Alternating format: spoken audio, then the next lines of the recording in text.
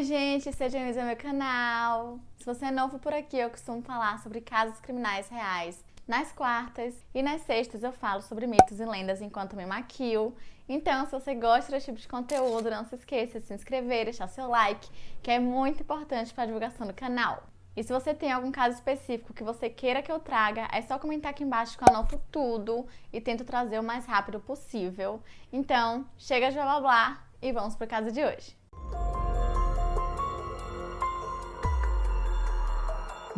Joseph Fritzl nasceu em 1935 na pequena cidade de Amsterdam, na Áustria. Sua mãe, Maria, havia sido fruto de uma traição de seu pai, que tinha muitas relações sexuais com as faxineiras da casa dele, considerando que a mãe de Maria era estéril e ele queria muito ter um filho.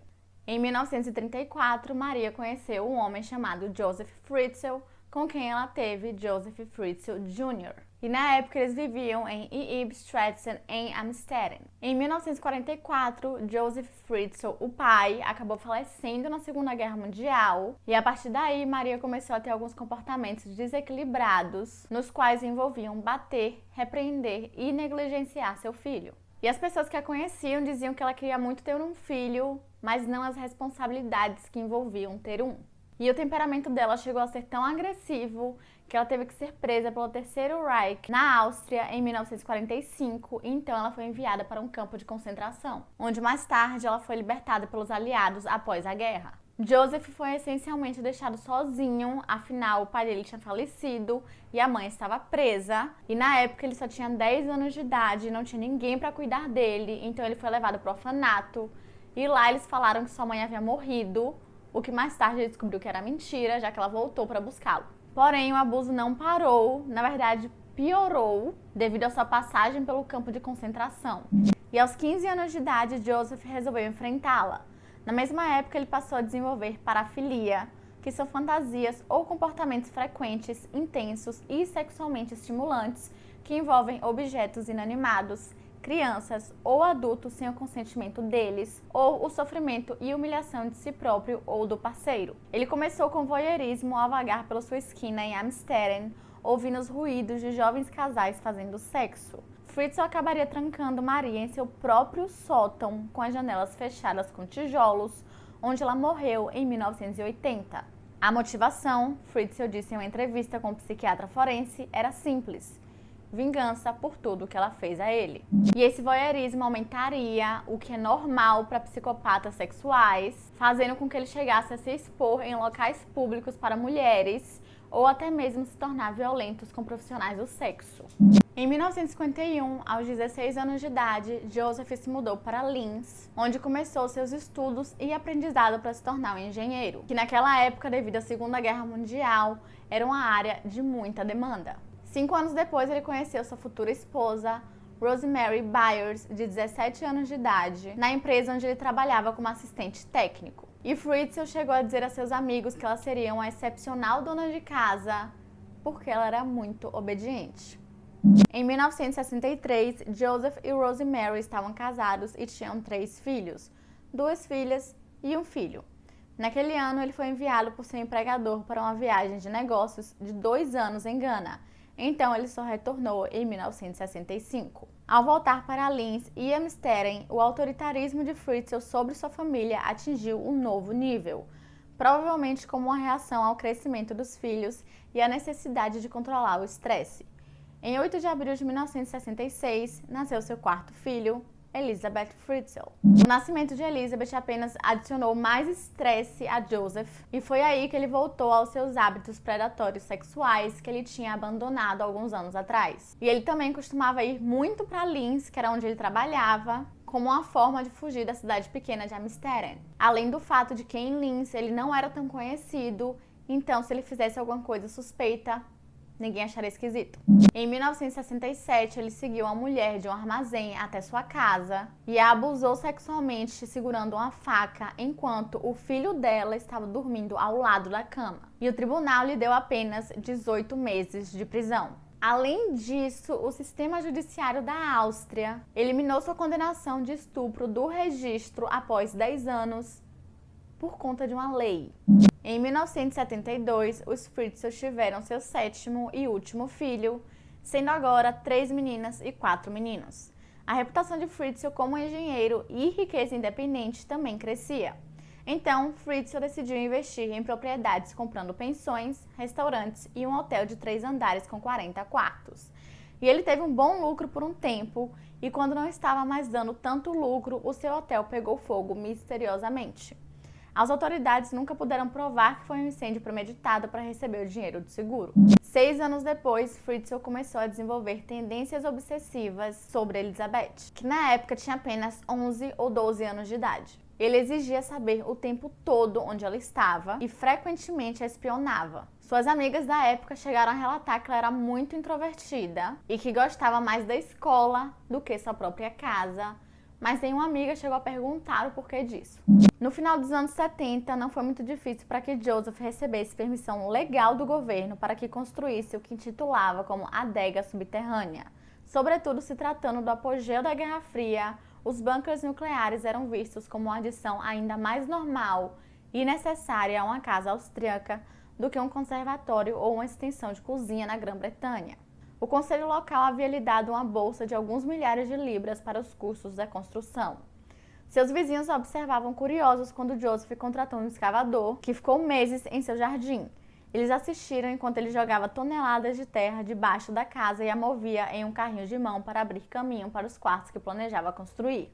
Como um planejador preciso, ele pensou em cada detalhe, garantindo que o fornecimento de concreto e aço por meio de contatos nas construtoras onde havia trabalhado anteriormente. Havia inicialmente 2 pontos de acesso, uma porta com dobradiças pesadas e uma porta de metal reforçada com concreto operável por meio de um dispositivo de controle remoto.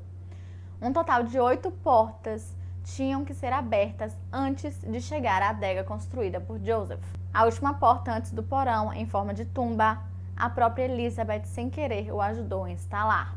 Em 1983, Fritzl terminou sua construção, que ele dizia ser usada para armazenamento e como oficina. Elizabeth, que já estava cansada da obsessão de seu pai em cima dela, resolveu fugir para Viena com uma amiga no dia 28 de janeiro de 1983. Porém, a polícia rapidamente a encontrou e fez questão de esperar Joseph buscá-la, considerando que na época ela ainda era menor de idade. E no caminho de volta para Mysteren, ele chegou a dizer para ela que ele nunca mais ia deixá-la fugir. Em 1984, Elizabeth acabou comentando com seu pai que ela iria se mudar para Linz para morar com sua irmã, o que obviamente ele não gostou nem um pouco. E então, no dia 28 de agosto de 1984, Joseph chamou Elizabeth à garagem para que ela o ajudasse a levantar uma porta. Depois de fazer isso, ele pediu para que ela fosse ao seu escritório para pegar alguma coisa, só que no momento que ela virou de costas, ele colocou um pano embebido de éter em seu rosto, o que fez com que ela rapidamente ficasse inconsciente. E foi aí que ele a levou para o porão.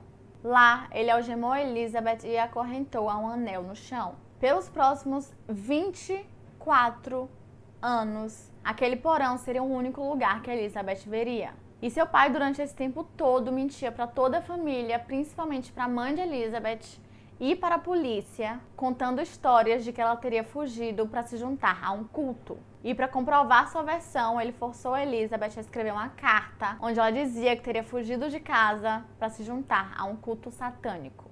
E depois ele dirigiu 160 quilômetros para poder enviar a carta. E eventualmente a investigação acabou esfriando, afinal, se ela mesma tinha escrito uma carta dizendo que ela tinha fugido, não teria motivo para a polícia continuar procurando. No que dizia respeito ao resto da família Fritzl, Joseph descia para o porão todas as manhãs às 9 horas para fazer planos para as máquinas que vendia. Ocasionalmente ele passava a noite, mas sua esposa não se preocupava, afinal seu marido era um homem trabalhador e totalmente dedicado à carreira, enquanto a realidade era bem diferente. No mínimo, ele iria visitá-la no porão 3 vezes por semana. Normalmente eram todos os dias. Nos primeiros 2 anos, ele a deixou sozinha, mantendo-a cativa. Então, ele começou a estuprá-la, continuando as visitas noturnas que ele tinha começado quando ela tinha apenas 11 anos de idade. Após 2 anos de cativeiro, Elizabeth acabou engravidando. Porém, após 10 semanas, ela perdeu o filho por um aborto espontâneo. Porém, 2 anos depois, em agosto de 1988, ela engravidou novamente e nasceu então sua primeira filha, chamada Kirsten. E 2 anos depois, seu segundo filho nasceu, chamado Stefan. Kirsty e Stefan também passaram todo o período junto com sua mãe no cativeiro, sendo trazidos por Joseph porções semanais de comida e água. E Elizabeth tentou ao máximo fazer com que aquela situação se tornasse o mais normal possível, para que seus filhos não sofressem as consequências, e então ela passou a ensiná-los com a educação que ela tinha. Durante os próximos 20 anos, Elizabeth daria à luz a mais 5 filhos. Foi permitido que mais um ficasse com ela no porão, outro acabou falecendo, e os outros 3 foram levados para morar em cima da casa, junto com Rosemary e Joseph. E para esconder de Rosemary o que ele estava fazendo, ele ensinou tudo. A cada vez a criança era enrolada cuidadosamente em um pedaço de pano e junto com o bebê estaria uma carta de Elizabeth, alegando que ela não poderia tomar conta do bebê e que o estava deixando com seus pais para mantê-lo seguro. E surpreendentemente, os serviços sociais não questionaram o surgimento daquelas crianças e permitiram que Fritzl os mantivesse como seus próprios. Afinal, os funcionários tinham em mente de que Fritzl e Rosemary eram os avós das crianças, então tecnicamente não teria problema nenhum eles ficarem com eles. O primeiro bebê levado para cima foi Lisa, que nasceu em 1992 com problema cardíaco.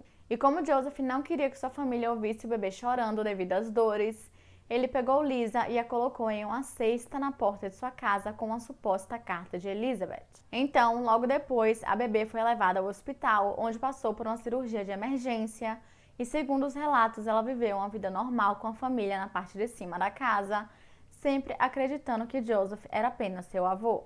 Enquanto isso, o cativeiro estava ficando cada vez mais apertado. Então Fritzl resolveu abrir mais espaço entre os quartos e descer uma geladeira, brinquedos que as crianças gostavam e até mesmo um peixinho. E Elizabeth, em momento nenhum, deixou de cuidar de seus filhos. Ela chegou até a criar uma rotina, fazendo com que eles acordassem todo dia no mesmo horário, tomassem café da manhã e depois estudassem. E tudo isso enquanto seu pai ainda abusava brutalmente em frente aos seus filhos. No dia 16 de dezembro de 1944, Mônica nasceu e também foi levada para o andar de cima da mesma maneira que Lisa. E durante todo esse tempo, Fritzl estava recebendo assistência financeira dos serviços sociais austríacos, porque eles nunca pensaram em investigar mais profundamente, já que sua condenação por estupro em 1967 não estava mais em seu registro. Em abril de 1996, Elizabeth deu à luz os gêmeos Michael e Alexander. Porém, Michael teve problemas respiratórios horríveis, então Fritzl, em vez de levá-lo para o hospital, o deixou morrer. E Alexander foi levado para cima com suas irmãs mais velhas. Provavelmente porque Fritzl achou muito arriscado matá-lo também. Por volta dessa época, Fritzl começou a fazer muitas viagens de negócios por semanas a fio. Ele deixaria bastante comida, água e suplementos vitamínicos para sua família de baixo quando partia. Em 2002, Elizabeth deu à luz ao seu 7º e último filho, um menino chamado Felix. Acontece que Fritzl gostava muito de Felix, então ele queria fazer um plano para que levasse ele para cima também e dessa forma integrar as duas famílias. E para fazer isso, ele planejava libertar Elizabeth em 2008, que seria mais ou menos na época em que Felix teria que começar a estudar. Ele acreditava que a manipulação que ele tinha feito em Elizabeth ao falar que existiam várias armadilhas de gás subterrâneos, portas eletrificadas, entre outras coisas, seria o suficiente para Elizabeth nunca falar sobre o que ele havia feito. Porém, antes que ele conseguisse colocar o seu plano em ação, Elizabeth implorou para que ele levasse Kirsty, que na época estava com 19 anos, ao hospital porque ela estava ficando muito doente. E a contragosto, ele acabou aceitando. Ele tirou Kirsty do cativeiro e chamou a ambulância, alegando também que ele tinha um bilhete onde a mãe explicava tudo. Quando ela chegou no hospital, os médicos ficaram muito confusos com todos os sintomas que ela tinha, que acabou sendo uma grave deficiência de vitamina D, apesar das lâmpadas que Fritzl havia instalado no cativeiro exatamente para evitar isso, e também aos suplementos que ele dava. Kirsty também havia perdido a maioria de seus dentes e também havia desenvolvido um hábito de arrancar tufos de cabelo. Fritzl se apresentou como o avô de Kirsty, mas os médicos continuaram pedindo a ele para chamar a mãe, pois eles precisavam saber exatamente o que havia acontecido para que conseguisse controlar a situação. A polícia chegou a procurar por Elizabeth e fazer um comunicado na televisão para que ela se apresentasse. O plano deles era acusá-la de negligência severa. Elizabeth acabou vendo o apelo televisionado em sua pequena TV no porão. Quando o pai dela voltou, ela disse a ele que ou ela levava ou ela se mataria ali mesmo. Então, no dia 26 de abril de 2008, ele libertou Elizabeth. E então ela foi imediatamente para o hospital. E ao chegar lá, a equipe do hospital informou a polícia sobre sua suspeita chegada. E naquela mesma noite, ela foi presa para ser questionada. E só depois da polícia prometer a ela que ela nunca mais teria que ver Joseph Fritzl, ela contou tudo. Ela explicou que seu pai a mantivera em um cativeiro durante 24 anos, onde ela teve 7 filhos. Ela disse também que ele a visitaria em todas as noites, a forçaria a assistir filmes pornográficos e logo depois a abusaria sexualmente em frente aos seus filhos. E ela também disse que ela foi abusada sexualmente desde os seus 11 anos de idade. A polícia prendeu Joseph Fritzl naquela mesma noite. Após a prisão, as crianças do porão também foram libertadas e Rosemary Fritzl fugiu de casa. Ela supostamente não sabia nada sobre os eventos que aconteciam bem debaixo de seus pés e Joseph apoiou sua história. Os inquilinos que moravam no apartamento do primeiro andar da casa dos Fritzls também nunca sabiam o que estava acontecendo logo abaixo deles, pois Joseph explicara todos os sons culpando a tubulação defeituosa e um aquecedor barulhento. Joseph Fritzl inicialmente se declarou inocente de crimes, incluindo estupro, cárcere privado e privação de liberdade. Enquanto isso, Elizabeth e seus filhos começaram a terapia intensa e passaram a se acostumar com o mundo exterior. Elizabeth também preparou um documento gravado no julgamento de Joseph, onde nenhuma imprensa ou membros do público foram permitidos. Ela também compareceu ao julgamento e enfrentou seu pai. Quando ele a viu, ele supostamente mudou sua confissão para culpado e chorou incontrolavelmente. No dia 19 de março de 2009, Joseph Fritzl foi condenado à prisão perpétua, sem possibilidade de liberdade condicional. Hoje, Elizabeth Fritzl vive sob uma nova identidade, onde mora em uma vila austríaca secreta conhecida apenas como Vila X. E a vila vive em constante vigilância, onde tem várias patrulhas policiais em cada esquina. E a família também se recusa a dar qualquer entrevista. E embora hoje em dia ela tenha cerca de 50 anos, sua última foto foi tirada quando ela tinha apenas 16. De acordo com as últimas notícias, Kirsten hoje em dia estaria namorando, Stefan queria ser marinheiro mercante e os outros filhos estariam trabalhando na Câmara Municipal de Amsterdã. E todos esses esforços para esconder toda a identidade da família foi feito exatamente para que ela não sofresse mais ainda após sua libertação. Afinal, ela perdeu 24 anos de sua vida e seus filhos também perderam boa parte. E geralmente quando as pessoas saem do cativeiro, a mídia cai em cima, muitas vezes não ligando para o que elas estão passando ou como está a saúde mental deles. E isso com certeza era a última coisa que Elizabeth queria. Joseph Fritzl disse que vai cumprir toda a sua pena na Garsten Abbey, que costumava ser um mosteiro na Áustria, mas foi transformado em uma prisão. E sua saúde, a partir de 2019, estava em constante declínio. E é isso, gente. Esse foi o vídeo de hoje. Eu espero que vocês tenham gostado. Se vocês gostaram, não se esqueçam de se inscrever e deixar seu like, que é muito importante para a divulgação do canal. E se você tem algum caso criminal, mito, lenda, história, conto qualquer coisa, é só comentar aqui embaixo que eu anoto tudo e trago para vocês, ou aqui, ou no Make Mitos e Lendas. E é isso, até semana que vem!